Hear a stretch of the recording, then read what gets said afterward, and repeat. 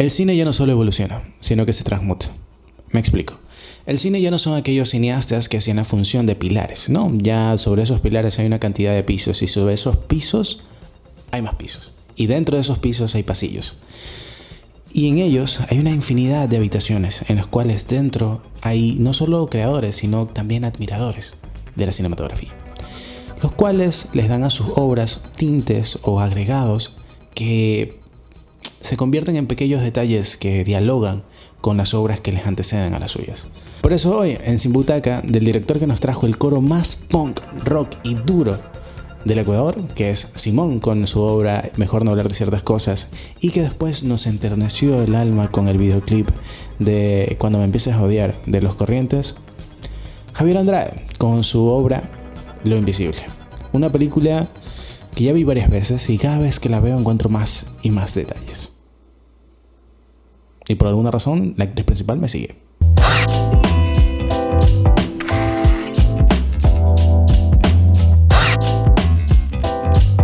Hoy presentamos Lo Invisible y las razones por las que Luisa me sigue. Así comienza Lo Invisible, con una exhalación. Dentro de una caverna que podría significar el estado mental en el que se encuentra Luisa, parece sentirse espiada porque de un momento a otro voltea a cámara y nos ve. Pero por alguna razón, a pesar de que su comportamiento pareciera que estuviera perdida, pareciera que reconoce el lugar en el que está. Por alguna razón está herida. Y esto que vemos en los primeros minutos de la película pareciera que fuera un flash forward, o sea, algo que va a pasar. O quizás un flashback, algo que ya pasó. De un momento a otro la atmósfera pasa de ser oscura a estar completamente fría.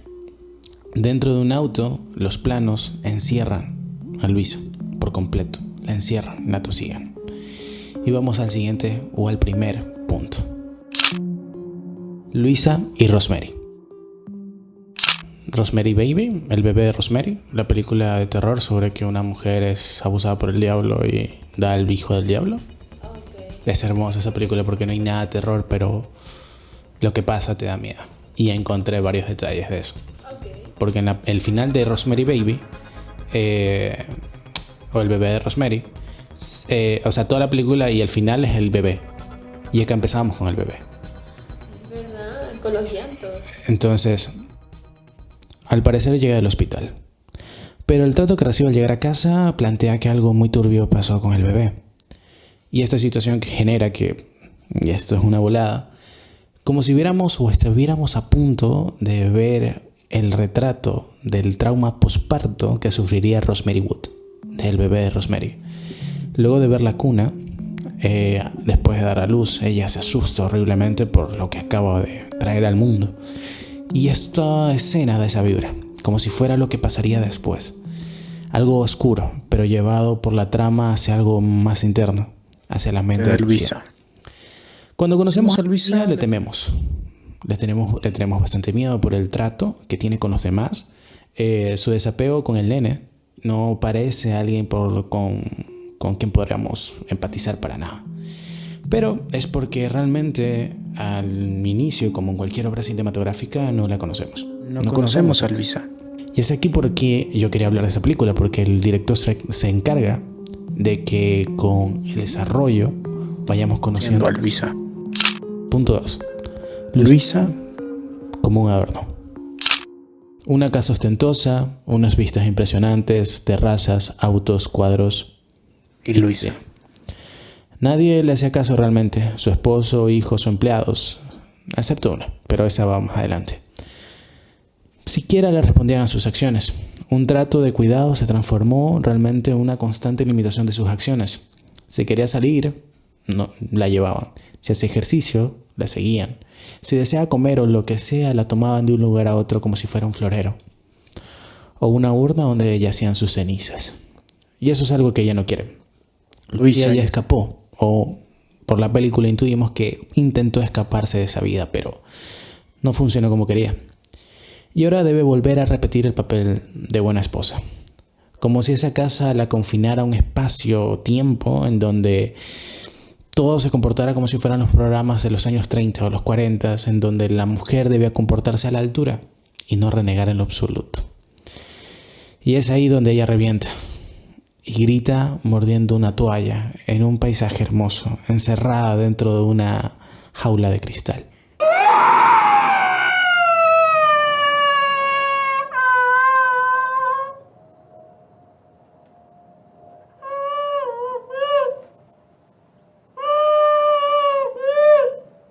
Un paisaje bello, una noche hermosa, pero una mujer muy triste, desesperada por lo que le tocaría hacer.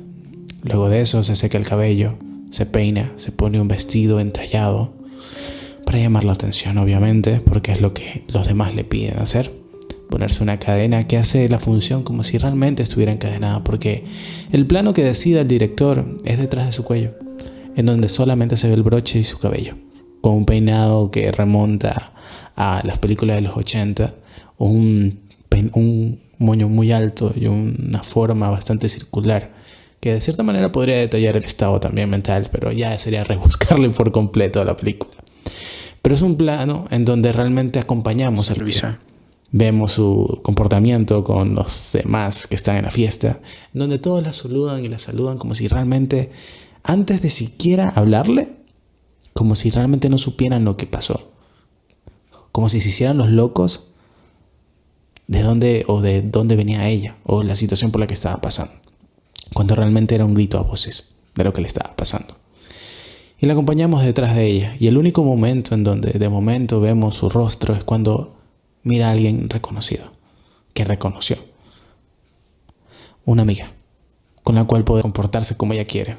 Un momento en donde podría respirar un poco, divertirse, o siquiera buscar algún ápice de diversión.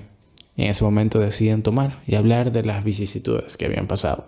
Obviamente, exceptuando el tema del que todo el mundo quiere saber. Lo esquiva, no quiere decir lo que pasó. Prefiere hablar de otras cosas y de lo perdida que se siente a su edad. Y aquí es donde notamos que este constante trato de estarla cuidando o viéndola es bastante falso. Y aparte de falso, de cierta manera es necesario. ¿Por qué? Porque de un momento a otro, cuando empiezan a beber, buscan la cava de vinos, donde están todos los vinos. Y buscan uno y uno se rompe. Y en el momento en que no la ven, ella decide o piensa, porque va sin zapatos, lastimarse. Y es ahí donde podría decirse que es un poco necesario que la estén viendo, porque en los momentos en que nadie la ve, tiende a lastimarse. Y eso lo vamos entendiendo conforme pasa la película. Pero también es falso, porque queda completamente ebria en el suelo del jardín de una casa ostentosa llena de gente, en donde nadie vio que se quedó dormida hasta el otro día. Quien la recibe es uno de sus niños que está jugando gocha por ahí, y no le presta atención. Así que es realmente falso. Es realmente falso lo que está viviendo en ese instante Luisa. Siente que le hablan porque tienen que hablarle. Siente que las respuestas que ella da o las cuestiones con las cuales o conforme, pareciera que ella siente que está usando un disfraz, que no es ella, básicamente. Y vamos al siguiente punto, por lo cual esta película es una gran película. Punto 3. Diálogos.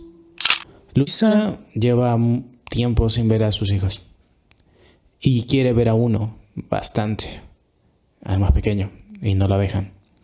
Y a los que sí puede ver, no quieren. Tratan de esquivarla lo más posible y solo lo utilizan quizás para pedir permiso, para pedir cosas. Y es ahí cuando uno de los que está estudiando un poco de música nota algo raro con su profesora, pero ese diálogo lo dejaremos para el final de lo que estoy contando. Porque de aquí es el diálogo que mantiene con su esposo. Es nulo. Es nulo. Para nada. Es meramente seco, frío. Como si no importara lo que ella sintiera. Como si no importara lo que ella... Como si hicieran caso o hicieran que nada de lo que está pasando. Como si los sentimientos de ella no están abrumados, como si no hubiese pasado por una situación fuerte. Como que siguiera su vida, básicamente. Y lo explicaré también por qué él sigue con su vida, ¿no?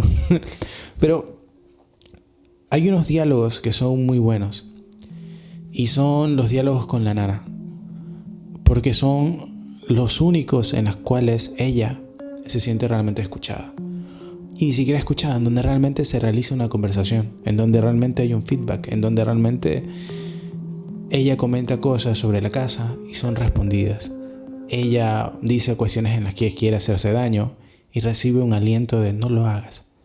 El resto, por más de que hable o grite, que no quiera hablar, la dejan como si no importara. Son los únicos momentos en donde ella tratara o pensara de, ¿sabes qué? Estoy viviendo estas cuestiones horribles, pero voy a tratar de comunicarlas con que habría que cambiar tal cosa. O cómo sería lo de acá. O cómo sería arreglarlo acá. Y la nana es como, sí, mi niña, usted puede tranquilamente hacerlo. Sí, mi niña, me parece una gran idea. O sí, mi niña. Mi niña, mi niña, mi niña. Que le diga mi niña. Una empleada que realmente no es nada para Luisa. Ya antepone una antelación para el diálogo más importante que voy a decir al final. De ahí tenemos el diálogo con la amiga. O las conversaciones con su amiga. La película nos lo vende de cierta manera, o la actriz nos lo vende como si realmente fueran grandes amigas. Como si realmente se llevaran súper bien, pero es súper falso. Súper falso. Esta amiga sabe, y luego descubrimos que intuía y sabía cosas, y no les importó. No le importó lo que sentía su amiga. Y los comportamientos que tenía cuando la tenía cerca era meramente por, oh, hola, ¿qué tal? ¿Cómo estás? Esa sensación horrible es el comportamiento que tiene con ella. Porque en una situación, y no voy a spoilear tanto la película, pero en una situación en la que necesita su ayuda para hacer una gran travesura o una venganza, la amiga la deja abandonada totalmente a su suerte. Sola. A una mujer que ya se sentía sola. Sola. A la única conexión que, como dije antes, tuvo en esa fiesta. A la única con la que pudo relajarse un poco. La dejó sola. Hizo como si no existiera. Otra vez. Como si no existiera. Luego sigue un diálogo que meramente es un recurso para el clímax de la escena, que es el diálogo con su chofer, que básicamente le dice, cada vez que yo salga tú me vas a seguir. Y él le dice, son las indicaciones que me dieron. Y ella le pide, ok, si esas son las indicaciones, pues hazlo, pero que yo no lo note. O sea, quisiera que tratar de hacer como que si no existieran. Otra vez, como si no existiera. Y eso se va a mantener. Por último, el diálogo más ahí. Y es ahí donde este director maneja bien el uso de los diálogos y de los recursos. Tenemos una gran terraza, una situación en donde es un paisaje completamente hermoso, pero lo que va a pasar no es nada hermoso. Es de bastante tensión, en donde Luisa se enfrenta a la que supone es la amante de su esposo. Y lo averigua de una manera muy característica. ¿Por qué? Porque de un momento a otro ella le pide que hable en alemán.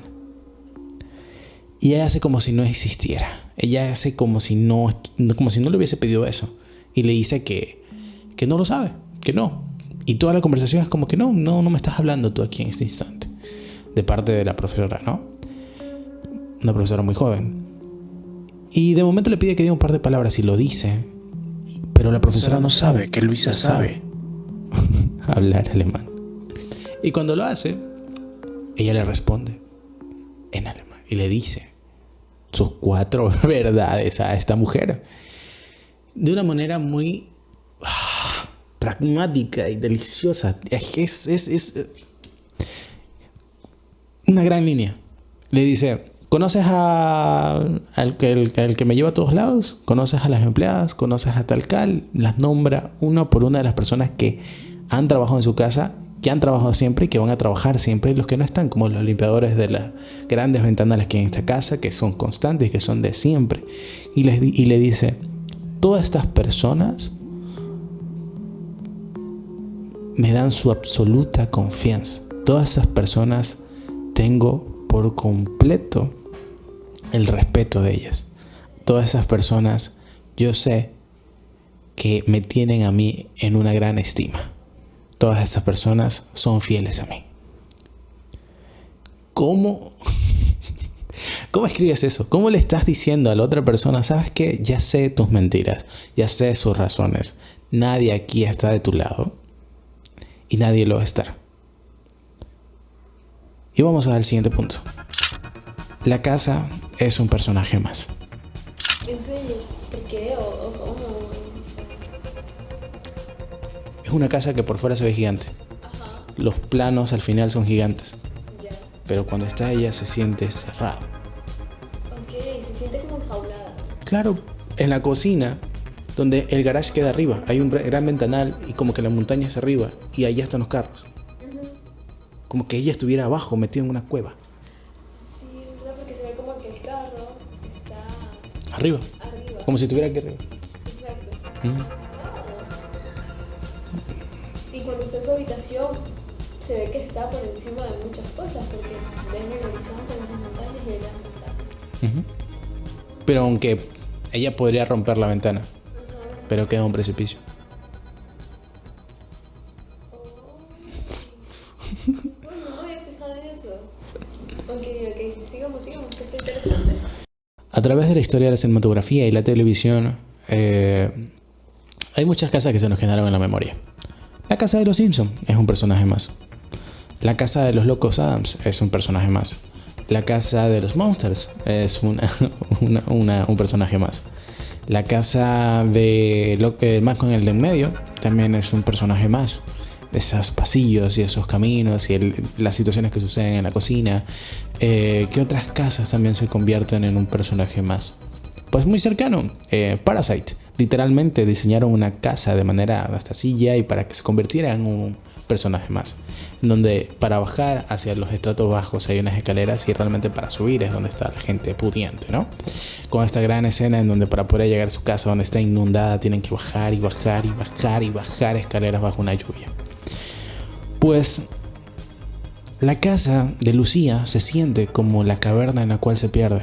Se siente encerrada, se siente enjaulada. Los pasillos son estrechos a pesar de ser una gran casa.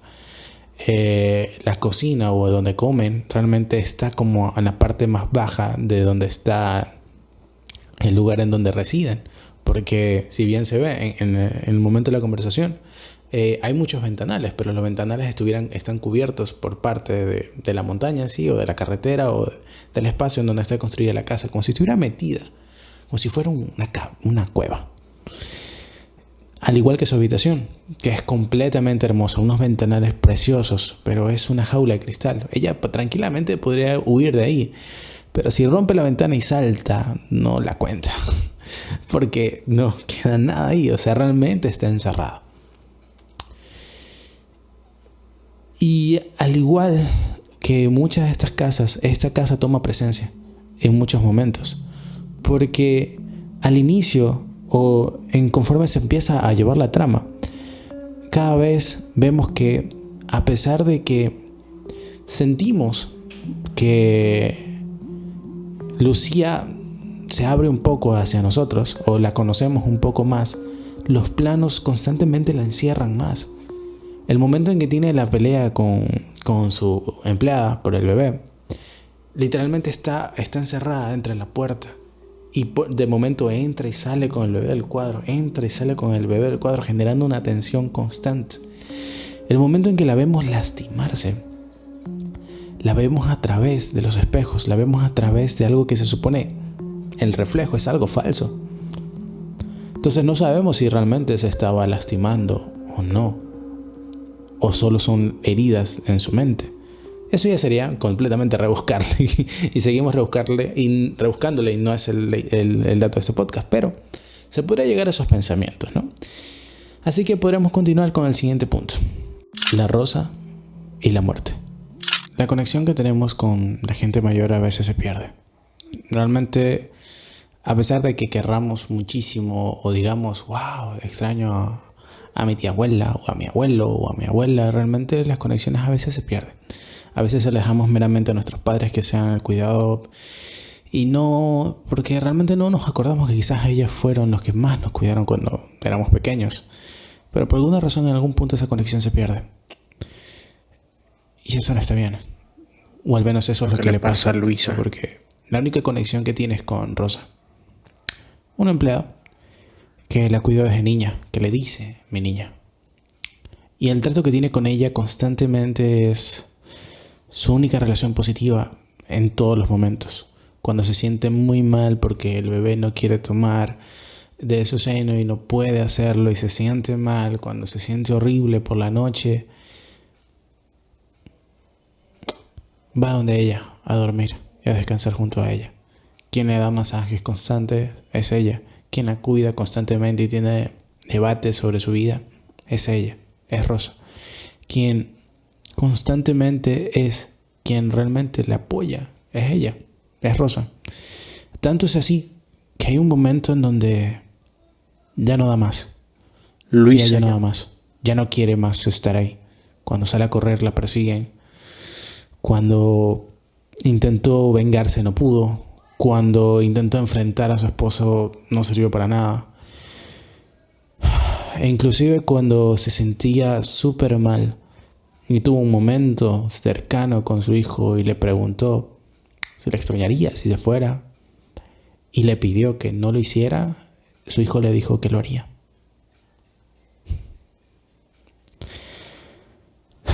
En ese momento conectamos con el diálogo con el chofer y llega una escena súper fuerte, una escena que para mí yo lo podría considerar el clímax de la obra, porque es raro o tiene un poco del cine de los 80, de la femme fatale, en donde la mujer era la que mandaba y sometía a los hombres y demás.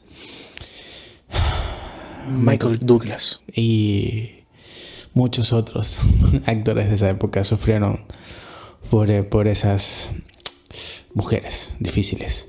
Y es aquí en donde, cuando intenta desaparecer o deshidratarse lo más que pueda corriendo, abusa de su empleado. Abusa de su empleado. Abusa de él. No es un apego en donde tuvo infidelidad, en donde hubo besos, en donde hubo coqueteo. No había relación de nada entre ellos dos. En absoluto, al menos intuye que no ha habido nada. Pero ella sabía que siendo quien lo empleaba, siendo su jefa, en algún punto podría tener el deseo de cualquier empleado de quizás hacerlo con su jefa. Pero no, solamente abusa de él, lo somete y hace que pierda la cabeza sin siquiera tocarle algo a ella. Y luego de hacerlo se burla en su cara. Ya Luisa no quiere nada de eso. No siente nada. Se prepara para una gran fiesta. Todo el mundo va a ir. Es un gran salón. De momento la casa se ve gigante. Una casa que hemos visto todo el tiempo encerrándola. En ese instante se ve gigante. Tanta gente ahí. Tanto mundo. Tanta gente esperándola.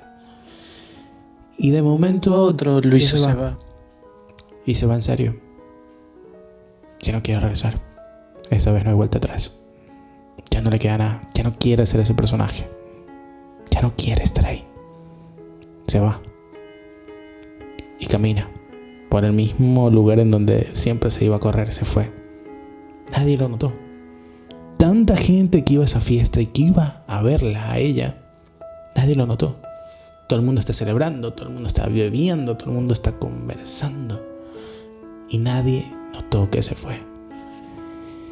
Y es ahí donde reside lo invisible. Tenemos a la nana en un gran ventanal cantando una canción para su niña, siendo ella la única que notó que no estaba. Volvemos a ver a Luisa. en este lugar oscuro. Parece perdida, pero reconoce el lugar. De momento se siente espiada y voltea a vernos. Lo invisible, por Javier Andrade.